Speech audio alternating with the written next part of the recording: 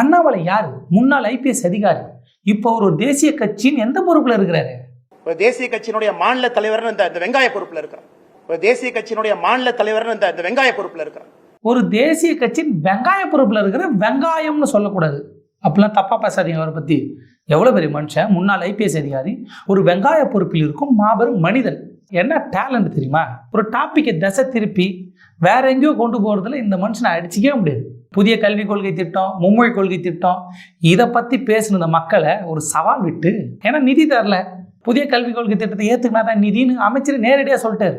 எல்லாரும் அதை பத்தி பேசுறப்ப நீங்க அதை பத்தி பேசுறீங்க, நான் புதுசா ஒரு டாபிக் எடுக்கிறேன்னு அந்த டாபிக்கை மாத்துறதுக்காக ஒரு சவால் விட்டார். ஒரு ஆட்டின் சவால் கிடையாது, அண்ணன் அண்ணாமலையின் சவால். அந்த சவால் என்னன்னா, உதயநிதி ஸ்டாலின் சொல்றாரு நேற்று முன்தினம், மோடி மட்டும் தமிழ்நாட்டுக்கு வந்தாருன்னா முதல்ல நாங்க கோ பேக் மோடின்னு சொன்னோம், நாங்க இன்னைக்கு கெட் அவுட் மோடின்னு சொல்லுவோம். அப்படி உதயநிதி ஸ்டாலினுக்கு நான் சொல்றேன்,